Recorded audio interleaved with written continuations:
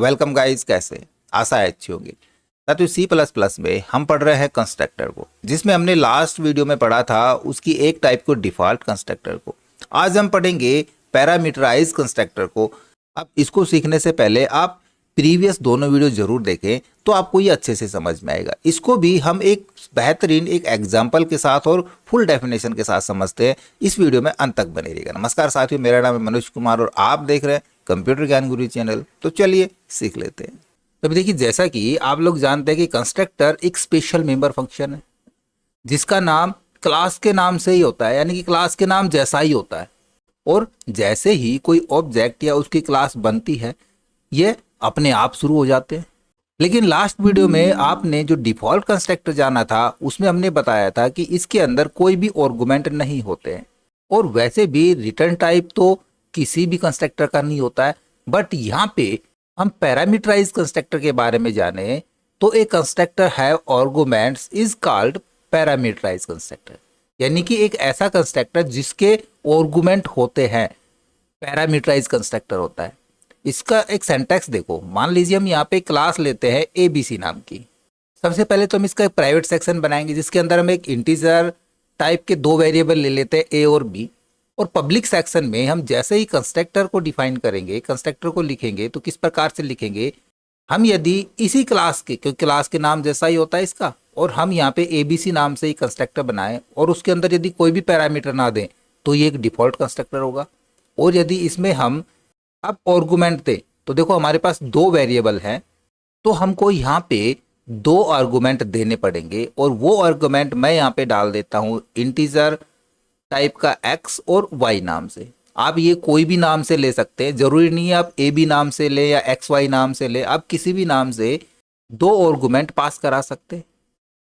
अब इसकी डेफिनेशन के अंदर हमने आपको बताया था A की वैल्यू असाइन करा देंगे, B के अंदर B की वैल्यू, जो मर्जी वैल्यू आप असाइन कराना चाह रहे हैं, जो वैल्यू देना चाह रहे हो वैल्यू दे सकते थे। बट यहाँ पे जब हमने यहाँ पे इसके आर्गुमेंट पास कराए हैं तब हम A इक्वल X आर्गुमेंट को यहाँ पे इनिशियलाइज कराएंगे, और B के अंदर कोई वैल्यू नहीं, B के अंदर Y आर्गुमेंट को इनिशियलाइज करा देंगे। तो A इक्वल X और B इक्वल Y हो जाएगा यहाँ पे। बस यही इसका सिंटैक्स होता है। और इसको सही से समझने के लिए हम इसका एक एग्जाम्पल करके देखें। बट उससे पहले मैं आपको बता दूं कि अब आप जैसे ही इस क्लास का कोई ऑब्जेक्ट बनाएंगे तो आप जानते हैं कि ऑब्जेक्ट बनाते ही कंस्ट्रक्टर खुद ब खुद कॉल हो जाता है। तो जैसे ही ऑब्जेक्ट बनाएंगे उसमें वैल्यू भी पास करनी होगी। जैसे हम ऑब्जेक्ट बनाए ABC नाम का, तो यहाँ से AA नाम के बाद हमको इसके दो आर्गुमेंट लिए हैं, तो दो आर्गुमेंट के लिए दो वैल्यू यहाँ पे पास करानी पड़ेगी। तो इसका एक एग्जाम्पल देखते हैं। देखो लास्ट वीडियो में हमने आपको डिफॉल्ट कंस्ट्रक्टर बताया था ना, मैंने सेम वही एग्जाम्पल यहाँ पे लिया है। ऐसे कैसे लिखा है मैंने, वही एक क्लास ली है डेमो नाम की, दो वेरिएबल लिए A और B नाम के प्राइवेट सेक्शन के अंदर, और पब्लिक सेक्शन के अंदर एक डेमो नाम का एक कंस्ट्रक्टर बना रखा है जो कि एक डिफॉल्ट कंस्ट्रक्टर है। अब हमने इस डिफॉल्ट कंस्ट्रक्टर को पैरामीटराइज बनाना है, तो उसके लिए हम यहाँ पे दो आर्गुमेंट पास कराएंगे। मैं कोई भी दो आर्गुमेंट ले लेता हूँ, मैं इंट टाइप का x ले लेता हूँ और एक इंट टाइप का y ले लेता हूँ। जब दो आर्गुमेंट हमारे पास हो गए तो अब जो हमने A और B के अंदर वैल्यू इनिशियलाइज करी है, इन वैल्यू की बजाय हम यहाँ पे x को इनिशियलाइज करा लेंगे और B के अंदर y को इनिशियलाइज करा लेंगे। सिंपल। एक वॉइड पुट डेटा हमने लिया, पुट डेटा को डिफाइन किया हमने क्लास के बाहर, जबकि कंस्ट्रक्टर को क्लास के अंदर ही डिफाइन कर दिया। पुट डेटा में हम सी आउट ले लेंगे A इक्वल A की वैल्यू और B इक्वल B की वैल्यू। अब देखो आगे जैसे हम मेन फंक्शन में जाते हैं और एक ऑब्जेक्ट बनाते हैं, तो जैसे ही ऑब्जेक्ट बनाएंगे AA नाम का, तो ये ऑब्जेक्ट बनाते ही जो हमारा कंस्ट्रक्टर है वो ऑटोमेटिकली कॉल हो जाता है। तो जैसे ही ऑटोमेटिकली कॉल होगा तो हमको यहाँ पे उन दो पैरामीटर्स के लिए या दो आर्गुमेंट के लिए दो वैल्यू पास करानी पड़ेंगी।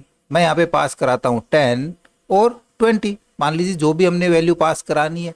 बस जैसे ही हमने AA नाम का एक ऑब्जेक्ट बनाया तो ऑब्जेक्ट बनाते ही क्या होगा, कंस्ट्रक्टर कॉल हो जाएगा।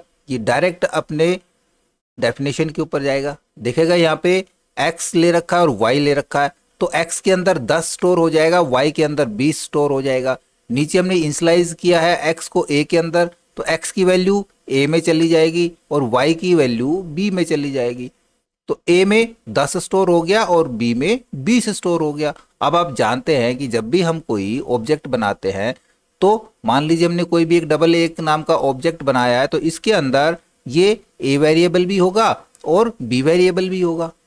तो जैसे x की वैल्यू a में गई और y की वैल्यू b में गई, तो यहाँ पे a के अंदर 10 स्टोर हो गया और y के अंदर 20 स्टोर हो गया।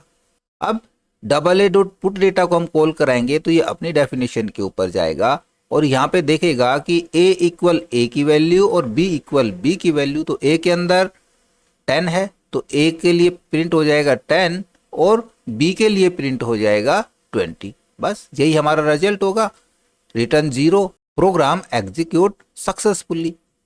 एक बार इसको हम रन करा के देख लेते हैं। मैं इस प्रोग्राम को सेव कराता हूं, control S, run and bill pay click करा लेंगे। तो अब देखोगे यहाँ पे क्या रहा है हमारा आउटपुट, a इक्वल 10 और b इक्वल 20। अब सवाल आता है कि हमने वैल्यू पास कराई है, इसकी बजाय यदि हम यूजर से इनपुट लेना चाहते हैं तब हम यूजर से इनपुट किस प्रकार से लेंगे।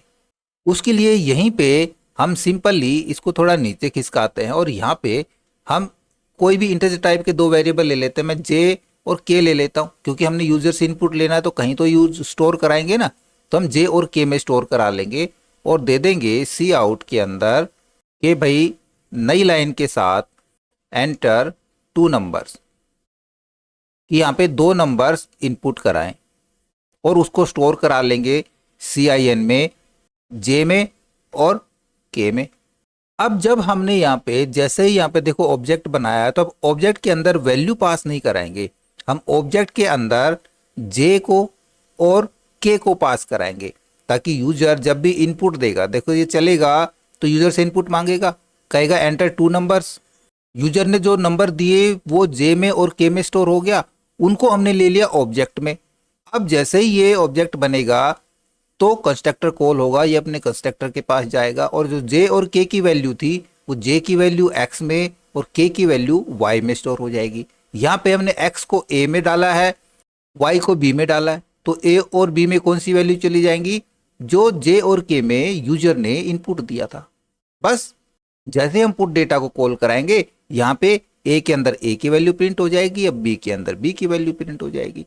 बिल्कुल क्लियर था। तो इसको भी हम एक बार अब रन करा के देख लेते हैं। मैं कराता हूं इसको सेव, कराता हूं रन एंड बिल्ड पे यहाँ पे क्लिक और पहले हमारे पास एरर आ गई, हमने यहाँ पे ये CIN को गलत डिफाइन किया है। सेव करा लेते हैं, रन एंड बिल्ड पे क्लिक करा लेंगे वापस से। तो कह रहा है एंटर 2 नंबर्स, मैं यहाँ पे देता हूँ 5, एंटर 10, एंटर, तो A इक्वल 5 और B इक्वल 10।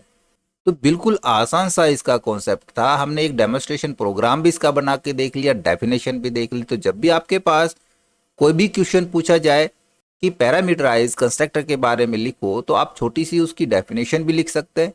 मैंने एक 2 लाइन की डेफिनेशन बताई है और एक डेमोन्स्ट्रेशन प्रोग्राम भी बता दिया, तो आप ये प्रोग्राम भी इस प्रकार से लिख के देख सकते हैं। ओके, आई होप वीडियो आपको जरूर अच्छा लगा होगा। इसी प्रकार अच्छे अच्छे वीडियो देखते रहने के लिए लगातार हमारे साथ बने रहे। हमारे वीडियोस को ज़्यादा से ज़्यादा हम दोस्तों में शेयर करें, मैं लाइक करें और यदि नया पर चैनल पे तो हम सब्सक्राइब जरूर कर लें।